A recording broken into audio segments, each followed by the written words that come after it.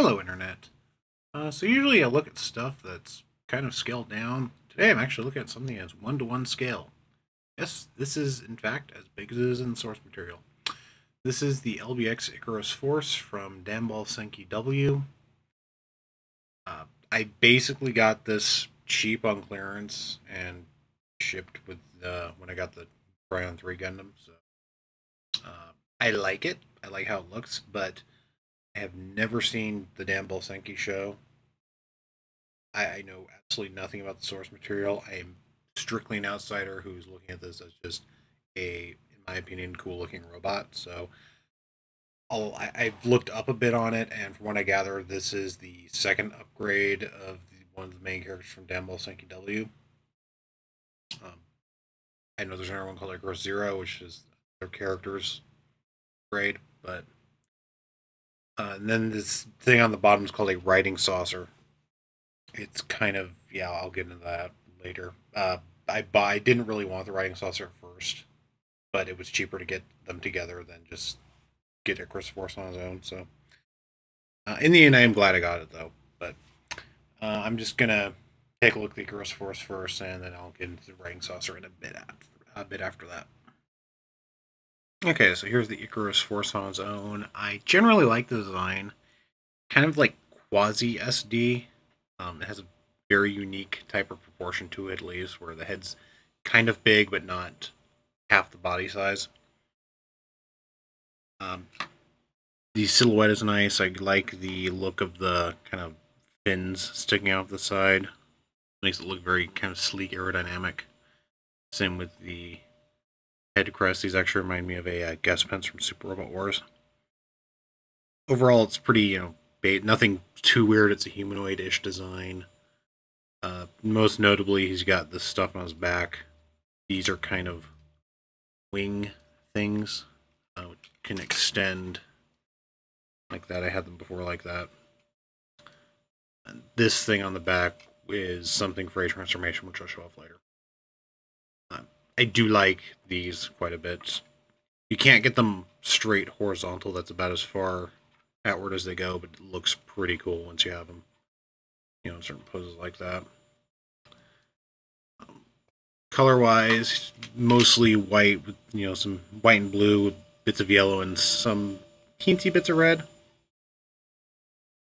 So, there are some stickers, particularly, actually quite a few stickers. That's the thing with LBX kits; they have quite a few stickers just because they are, even like I got these really cheap. Even normally they are, I think the most expensive one's maybe $12, $15. So this red bit under here is a sticker. Of course, the eyes are a sticker.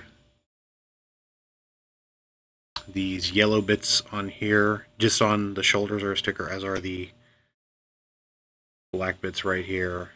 And red bits on the feet. I believe the black bits in here, and white at the back of the feet. All of them go on pretty well, though. I'm not too worried. Some, like the red one, kind of likes to come off. That might just be me having touched it too much while putting it on, so my the oil on my hands might have ruined the adhesive a bit, but it's not a huge deal. Posability, you've got ball joint in the neck, moves pretty well. Ball joint shoulder, ball joint under here. Rotation, or sorry, elbow joint, 90 degrees, only a single joint, then ball joints on the hands. Pretty good there. Waist rotation, it is hindered a bit by this piece, but you can twist a little bit. Hips, you actually have some here and then some more down here. So both these are ball joints, so you get some nice motion. Double joint on the knee, and fairly wide range ball jointed elbow or ankle. And then your feet can do that. That is, again, I think, for the transformation. So it's not, also mine, just the right leg likes to fall out like that. But yeah, I don't know if I assembled it wrong or something, but pretty good posability. It's nothing like amazing, but it's comparable to an HG Gundam kit, I'd say. Just general assembly wise, I would also say it's probably between an SD and an HD compared to Gundam kits, I should say. It's pretty. I mean, it's pretty. It's really simple to put together. Honestly, you don't even need like clippers if you don't want them. They have that thing where you can actually push the parts off the runners. But I did use sprue cutters, and they did leave. I'll find one. It's like there are gate marks, but they are very very small. So that's actually a nice thing. And you can still clean them up with sandpaper and stuff. But yeah, overall it looks pretty nice. He does have accessory wise, you saw in the intro, but a pair of swords. These are identical. They have the green blade, much like Gundam Double O weapons. Got a F on here. I'm assuming for Force because there's another one called Icarus Zero and it has a Z on its swords. So looks pretty good. I with the blades, like the green just makes them look really cool overall. And he also comes with one pair of extra hands, which are kind of like they have a bent part at the wrist, so they are kind of meant for quick. Right one. Yeah, they're kind of meant for thrusting the sword forward poses. I've built one of the other LBX kits I've built had similar hands, so I think it's just a general thing, at least with swords. But yeah, overall it looks pretty good, and I will show off the. Oh yeah, one more thing, really quick. It does come with a stand separate from the writing saucer, so just get under here, plug it in there, you get a airborne if you like. But as mentioned, it does have a transformation, so I'll get into that right now. Okay, so here we go with Icarus Force's transformation. Forgive me if this is a little rough, but I haven't done this a ton, even though exactly. At first, you pull off not the whole chest, but just this part. This part actually needs to stay on the model kit, so it can come apart pretty easily. Sorry. The other thing to note about LBX kits is, and I think this is a game mechanic, is they are kind of meant to be swapped, or have the parts swapped around to make your own designs. I think the game very blatantly is about that. So I am looking forward to playing that whenever it comes out here. Announced, I think it's announced for August on 3DS here. So not too far away. Okay, so you get those off. You get this chest piece off. Bring up the arms and bring up the hands, and I believe this only works with the default hands. Then pop up. Oh, this is part. So then this piece that you took off, it normally plugs into these two lower pegs.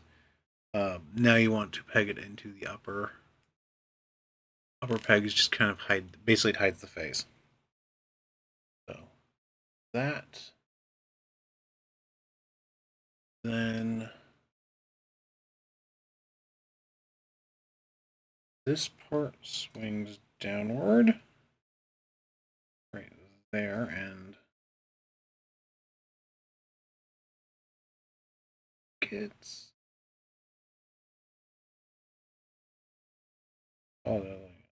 yeah, I think it does this. Then the legs actually the arms peg and slot into a slot on the legs here. That. Same on the other side.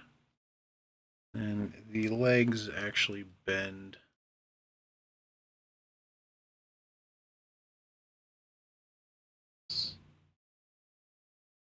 if they peg it anywhere. No, kind of rest on here. this. And like this. Okay. So finally, and I kind of did this part last just to kind of hide what it actually is transforming into. You have an extra piece. This, it just slots into here. It slots into here. I believe I have this all correct.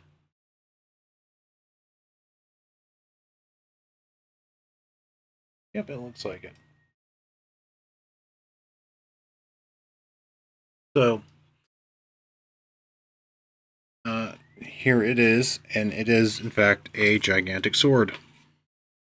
And said gigantic sword can peg onto, there's a different stand attachment. This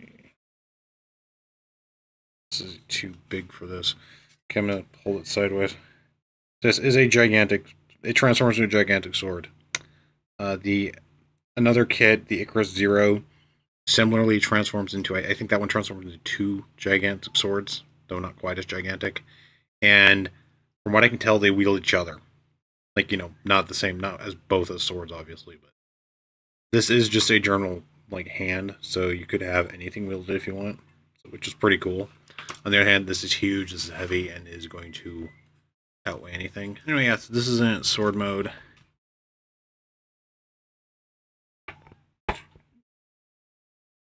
I think it looks pretty cool. I have no real practical use for it, but it looks neat. Maybe get like a... I'd love to get like Master Grade X or something, or even High Grade X or 00. Because even the color schemes would kind of match. Anyway, yeah, after this I'm going to transform it back and then take a look at the writing saucer. Okay, so here's the writing saucer, or writing sosa as the box will tell you. That's a weird mix of Japanese language idiosyncrasies. It's saucer. Even though this is not actually a saucer, it's more of a jet-ish thing. But it doesn't look bad, sculpting-wise at least. And there's these bits, it looks appropriate for a little jet thing. There's some wheels on the bottom. Those have a purpose. There's some switches on the back. Those also have a purpose, which I'll get to later. The unfortunate thing about this is it's a lot of stickers, and even in the best cases, some of these stickers would be bad, like these rounded ones for the gold here, or the white back here, because they are flat stickers going over a rounded surface. But even the normally, fine ones like these red bits down here, they don't like to stick because this is not normal model kit plastic. It is a little different, but it means nothing is sticking. Like, I don't know if it's just the sticker adhesive or the plastic itself, but it's pretty bad. I'm going to try painting them.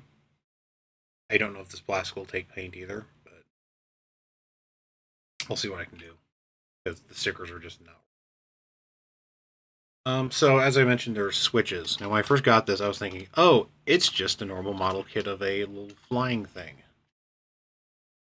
And from what I gather in the show, this serves a similar function as like the flying armor from Zeta Gundam or the Dodai from the original Mobile Suit Gundam, or any little flying platform that makes a robot that can't normally fly.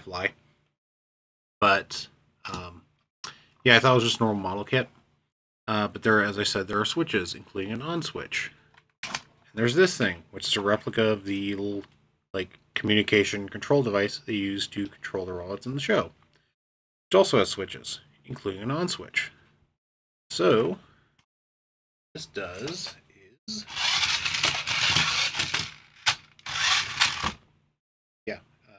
bump the camera back up here. But yeah, it's a actual functioning remote control vehicle, which is pretty cool. It's a very simple one. You just have the forward button, spin around button. And I should mention everything on here, aside that is not blue, is also a sticker. This holds fine. Bottom bits hold fine. This is a little dicey, but it's also partially user error. It doesn't look nearly as bad as the sticker on this. But yeah, I thought that was pretty cool, and I'm actually glad I got this. There's also a stand piece, which pegs in here very, very tightly. And does not, like, it can rotate a bit, but doesn't rotate very well, but will let you just peg the Icarus on here. So now it can roll around as it pleases. Yeah. I don't want to get too crazy because it's on a desk, so it could go flying inside anytime. But yeah, that part is cool. It also came with these little weird things, which I think you're supposed to set them up like this and then use them as either markers or things to knock down the race or something. I don't know, it's interesting little things, but I'm probably not going to really use them. As I both the remote and the writing saucer had 4 switches, or 3 switches rather. One's the on-off. The other 2 are marked A, B, and then 1 and 2. That's for switching the signal. So if you had if you could have up to 4 of these like racing each other without the signals interfering. In theory, I only have the 1, so I can't actually test it in practice. Other things it comes with, just really quickly, an adapter for the writing saucer stand, which I think is for other types of LBX kits. Don't have any others to really check immediately. And this thing, which is some kind of weird dice. It like you took off pieces of the sprue, then put stickers on here, and there's point values. So I don't know how it works, but like you can randomly generate a number. So, all in all, this is a pretty fun set. Like I said, I'm just doing this as, hey, I like the design. I'm not, emotionally invested in the character of Icarus or the robot character of Icarus Zero. For a height comparison, or I say height rating first, I'm going to say it is about, I want to say it's about 4.5 inches to the normal head, and then 5 with the little guest penced antennae things. Here it is, next to the ever trusty, because it's the nearest one to my desk, Build Burning Gundam HG Gundam kit. So let's see, 1/144 scale Gundam, so comparable in size. And since I have it here, I will also note that this peg for the stand will in fact fit between the legs of a Gundam kit. So you could have a Gundam riding one of these. And I just lost part of his shoulder armor.